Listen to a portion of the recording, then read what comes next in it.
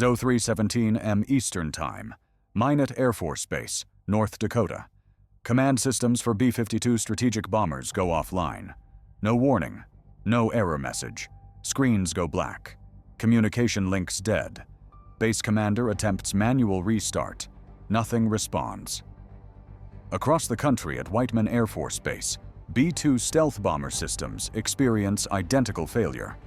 2 separate bases, 2 different command networks. Simultaneous failure. This is not coincidence.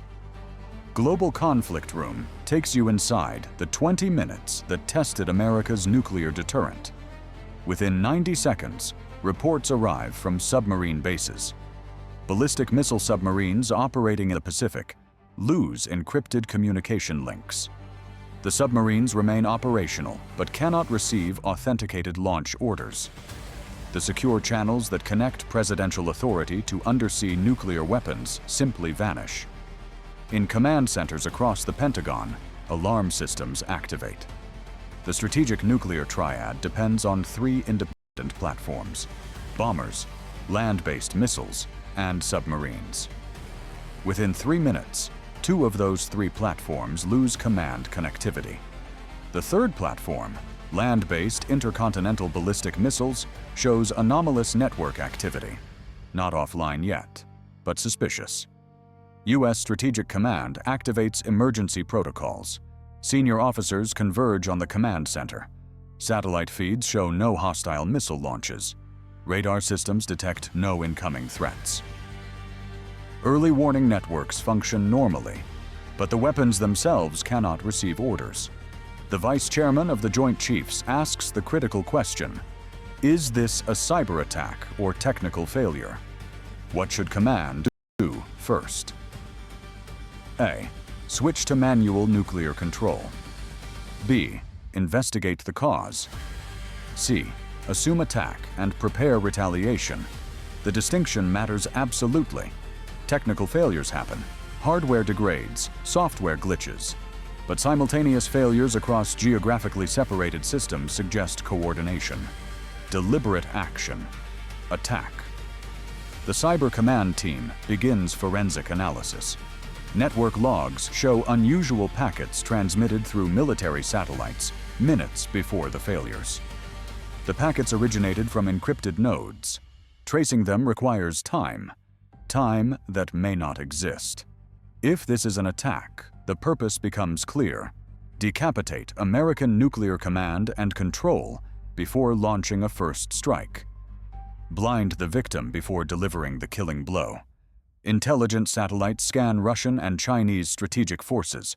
No unusual activity detected. Missile fields appear normal. Submarine pens quiet. Bomber bases inactive. But satellite imagery refreshes every 90 seconds. Missiles can launch in 60. The gap represents vulnerability. The Secretary of Defense arrives at the Pentagon. The Situation Room fills with officials. Screens display status boards showing red indicators across the nuclear triad. The President joins by secure video conference from an undisclosed location. The briefing is rapid and terrifying. 2/3 of the nuclear deterrent cannot receive launch orders. The remaining third shows suspicious network behavior. No confirmed hostile action, no identified attacker. But the United States nuclear arsenal is effectively paralyzed. Military doctrine addresses many scenarios: Russian first strike, Chinese aggression, terrorist dirty bombs. But doctrine assumes that American nuclear weapons remain under positive control, that the President can order their use and the weapons will respond. When that assumption fails, every other assumption collapses. What happens next determines whether the world ends or stabilizes. The director of the National Security Agency reports preliminary findings. The network intrusion shows characteristics consistent with advanced persistent threats, nation-state actors.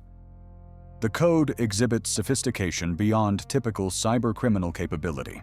Specifically, the malware targets operational technology systems, not information technology networks.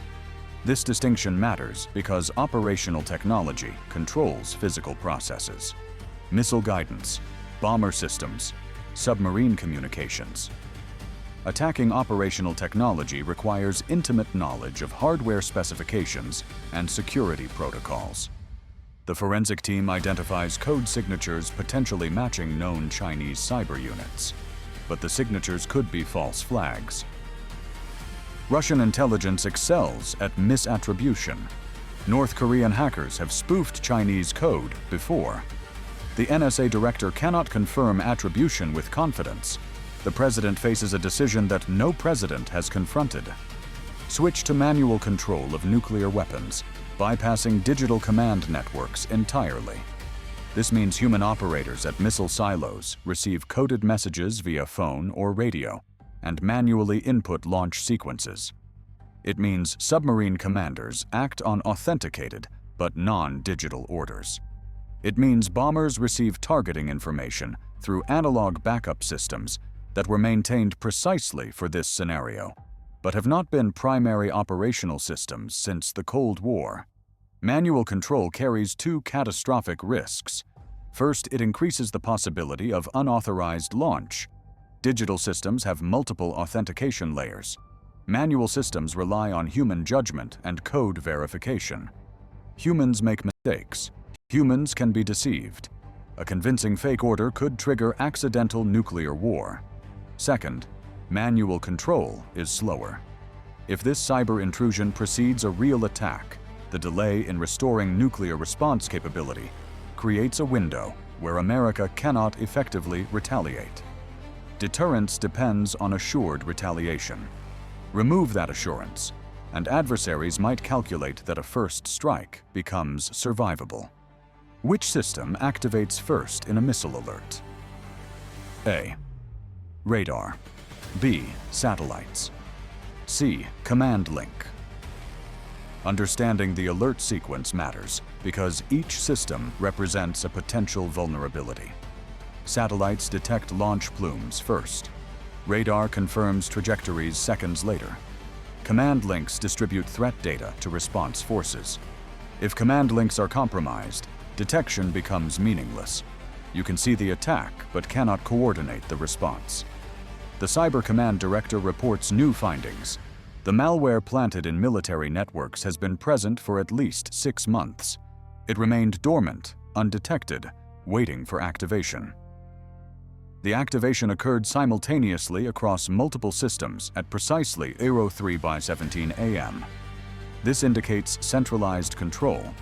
Someone with access to the malware's command infrastructure triggered it deliberately at a chosen moment. Why now? Intelligence analysts scan global events for triggers. No obvious crisis, no diplomatic breakdown, no military mobilization by potential adversaries. The timing appears arbitrary, unless it is not arbitrary, unless it coordinates with something not yet visible. The president orders a threat level increase. Nuclear forces move to elevated alert status. Strategic submarines dive deeper and speed to secondary patrol areas. Bomber crews prepare for immediate launch orders. Land-based missile crews enter heightened readiness. But the alert system itself runs through compromised networks. Are the orders reaching their destinations? Are status reports accurate? The command center operates partially blind. Backup communication systems activate. Cold War-era radio networks, long maintained but rarely used, suddenly become primary channels. The messages go out using codes and protocols that predate digital encryption. Time to confirm receipt: 8 to 12 minutes. In modern warfare, 12 minutes is an eternity. Necessary deterrence or dangerous escalation? The decision to switch to manual control invites both praise and criticism. Hardliners argue that maintaining nuclear deterrence matters above all else. Even imperfect control beats no control. If adversaries believe American nuclear weapons are offline, miscalculation becomes likely. Better to risk accidents than invite aggression. Doves counter that manual nuclear control increases the probability of unauthorized or accidental launch beyond acceptable levels. The digital systems were installed precisely to reduce human error. Reverting to manual control resurrects the danger that Cold War leaders worked decades to eliminate. The debate rages while the clock runs. At 03:31 a.m., land-based missile systems lose network connectivity. All three legs of the nuclear triad are now compromised. The United States cannot launch nuclear weapons through normal command channels. Manual control becomes the only option. The President issues the order. Switch to manual. National Security Action Memorandum procedures activate. Coded messages transmit through backup systems. Missile silo crews receive authentication codes via dedicated phone lines. Submarine commanders get orders through extremely low-frequency radio broadcasts. Bomber bases activate pre-digital communication protocols. The process is agonizingly slow. First confirmation of message receipt arrives at 03:44 a.m., 27 minutes after the initial system failure. The cyber intrusion has cost nearly half an hour of response time. If this was a prelude to attack, the attack would have landed by now. But no attack comes. Satellites show no launches. Radar detects no threats. The silence suggests this was not a decapitation strike. It was something else. A test, a warning, a demonstration. CyberCommand completes initial malware analysis. The code contains functions that could have caused far more damage. It could have triggered false launch orders. It could have randomized targeting coordinates. It could have locked systems permanently rather than temporarily. But it did none of those things. It simply severed command links and waited. The implication chills every person in the room. Someone proved they can turn off America's nuclear arsenal whenever they choose. They proved it, and then stopped. They demonstrated capability without following through. This is a message. The question becomes, who sent it, and what do they want? Attribution analysis continues. The NSA traces network intrusion paths through 17 countries and 43 servers. The trail leads to a server farm in Moldova, then to encrypted nodes in Kazakhstan, then to a data center in Singapore.